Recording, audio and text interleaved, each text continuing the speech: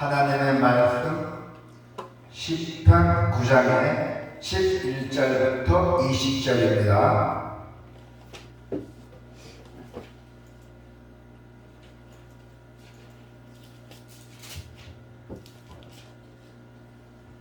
다 같이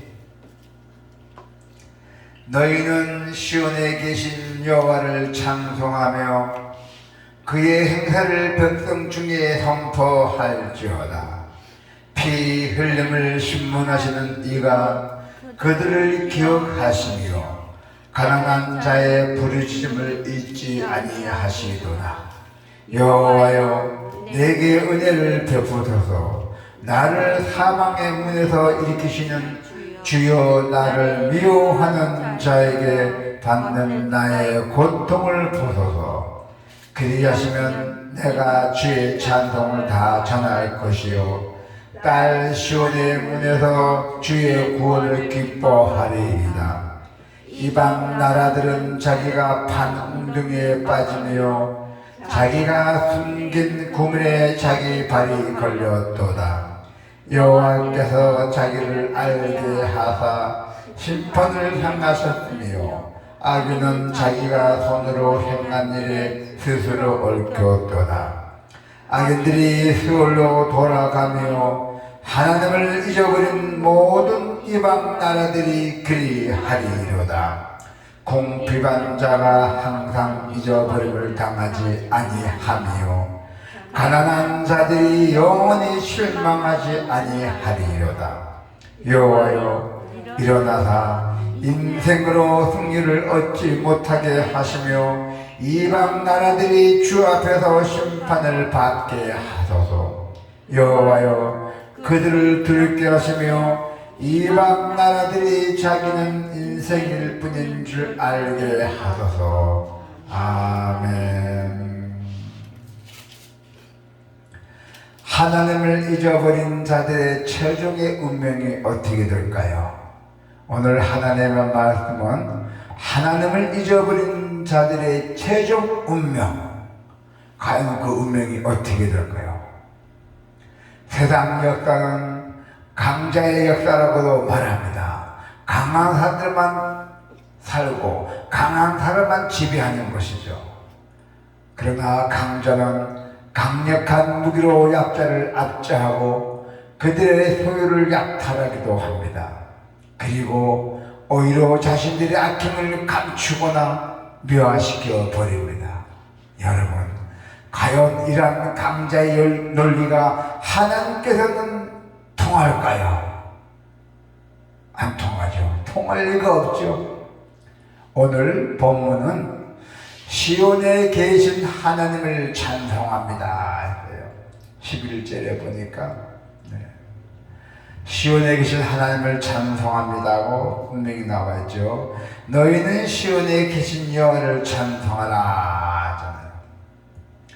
시온에 계신 하나님은 예루살렘의 성전에 있는 언약궤를 통해서 구원의 역사를 행하시는 하나님을 말합니다.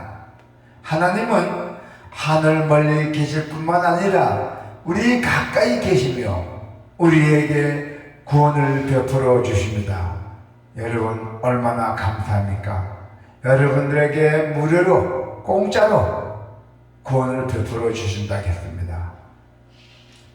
믿음의 공동체를 우리와 함께 하시고 우리를 위해 일하시는 하나님의 구원을 찬송하십시오.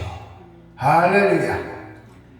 시온에 자정하신 하나님은 피 흘림을 신문하시고 가난한 자들을 잊지 않으신다고 말씀하고 계십니다. 피 흘림을 신문하신 이가 그들을 기억하시며 가난한 자의 부르짖음을 잊지 아니하시도다. 하나님은 생명을 주시고 사람을 자신의 형상대로 만드신 분입니다. 사람의 생명을 이유 없이 뺏어가는 자들이 하나님께서는 분명히 심판하신다고 하셨어요. 창세기 4장의 10절에서 11절을 보니 이르시되 너가 무엇을 하느냐 내 아우의 핏소리가 땅에서부터 내게 호소하느니라.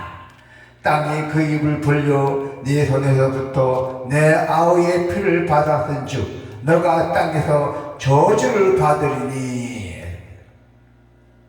사람의 생명을 위협시 빼앗은 자들의 심판이 바로 이 대가를 받는다는 것입니다.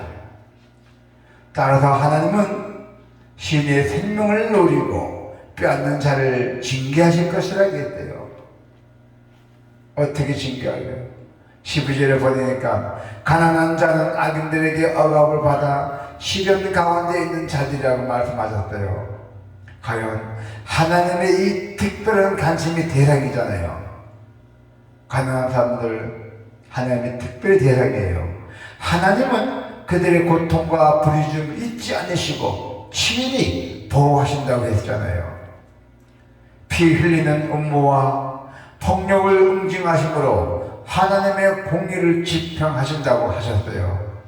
그래서 가난한 자를 보호하시는 하나님을 신뢰하기 때문에 원수가 주는 그 고통에서 벗어나기를 구원하고 계십니다. 어떻게 그 고통에서 벗어납니까? 자, 13절에 보니까 여호와여 내게 은혜를 베푸소서. 나를 사망의 문에서 일으키시는 주여 나를 미워하는 자에게는 받는 나의 고통을 보소서. 네. 그는 자신이 처한 이 길을 사망의 문에 가까이 있더라고 표현했어요. 하나님은 그러한 시인을 사망의 문에서 일으키시는 분입니다.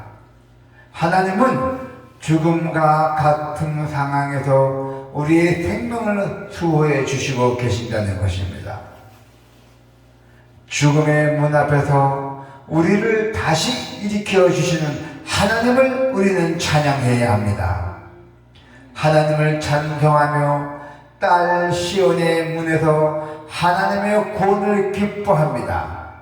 주의 찬송은 하나님께 받으신 찬양의 뜻입니다. 주의 찬송은 14절에 보니까 그리하시면 내가 주의 찬송을 다 전할 것이요 딸 시온의 문에서 주의 구원을 기뻐하리이다 하잖아요. 주의 찬송은 하나님께 바치신 찬양의 뜻을 말합니다. 딸 시온의 문은 앞절에 있는 사망의 문과 대조를 이루는 생명의 문입니다. 시인은 죽음의 문턱에서 건짐을 받았습니다. 생명의 문에 이르러 하나님을 찬송하게 되었지요. 죽음의 문턱에서 건짐을 받아서 그 감사한 표시로 생명의 문에 이르러 하나님 찬송했던 것입니다. 여러분, 우리도 하나님께 구원받아 생명의 문에 들어온 자들입니다. 바로 여러분들입니다. 하나님께 구원을 받아서 생명의 문에 들어왔던 것입니다. 그래서 그 은혜에 감사하며 찬양하는 것이 마땅하다고 봅니다. 악이 기다리고 있는 재앙에 대한 주제로 되돌아가고 있습니다. 악기는 기다리고 있는 재앙에 대해 거기서 주제로 다시 되돌아갔대요. 이방인들은 자기가 판 엉덩이에 빠지고 자기가 생긴 구물에 그 발에 걸려 넘어질 것이라고 했습니다. 어떻게 넘어진다 했어요? 이방 나라들은 자기가 판 엉덩이에 빠지며 자기가 생긴 구물에 대해 자기 발이 걸려서 넘어진다는 것입니다.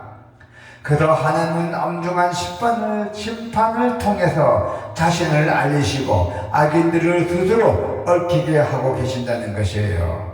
어떻게 악인들을 스스로 얽히게 계십니까? 16절 여호와께서 자기를 알게 하사 심판을 행하셨으며 악인은 자기가 손으로 행한 일에 스스로 얽혔도다. 스스로 하나님이 하시는 일입니다. 이것은 하나님을 잊어버린 자들의 최종 멸망을 간청하는 것이에요. 하나님을 잊어버린 자들, 악인들이 수월로 돌아가며 하나님을 잊어버린 모든 이방 나라들이 그리 하리로라서요. 왜 하나님을 잊어버립니까? 하나님을 무시하고 거부하고 예배하지 않는 자들은 결국 가장 낮은 곧 음부에 떨어진다 했어요. 지옥은 하나님을 잊어버린 자들의 최종의 거처예요. 지옥이 하나님을 잊어버린 자들의 최종 거처라는 뜻입니다. 거처. 지옥은 절대로 우리는 하나님을 잊어버려서는 안 돼요. 이제 마지막으로 인생 원수에 승리하지 못하고 심판을 당하지만은 가난한 자는 주님을 의지하며 구원을 받을 것을 선언하고 있습니다. 궁핍한 자가 항상 잊어버림을 당하지 아니하며 가난한 자들이 영원히 실망하지 아니하리로다. 여호와여 일어나사 인생으로 승리를 얻지 못하게 하시며 이방 나라들이 주 앞에서 심판을 받게 하소서. 여호와여 그들을 들게 하시며 이방 나라들이 자기는 일생일 뿐인 줄 알게 하소서. 아멘. 원수들은 하나님을 대적했기에 승리를 얻지 못하고 파멸의 길에서 설 것입니다 했어요. 그러나 가난한 자는 하나님께서 항상 기억하며 영원한 소망을 누릴 것을 주님께서 말씀하고 계십니다. 그리하여 결국 악인은 어디로 갑니까? 결국 악인은 아무것도 아닌 것으로 판명이 날 것이고 영원한 지옥불에 던진다고 주님께서 말씀하시고 계십니다. 우리는 어떤 일이 있고 어떤 무슨 절망에 빠져 있어도 절대로 하나님을 잊어버려서는 안 됩니다. 하나님을 잊어버려서는 안 된다는 것이 오늘 하나님의 말씀, 하나님의 명령입니다. 여러분, 우리는 하나님을 내 가슴속에, 여러분 가슴속에 깊이 간직하며 살아가시기를 축원합니다. 아멘.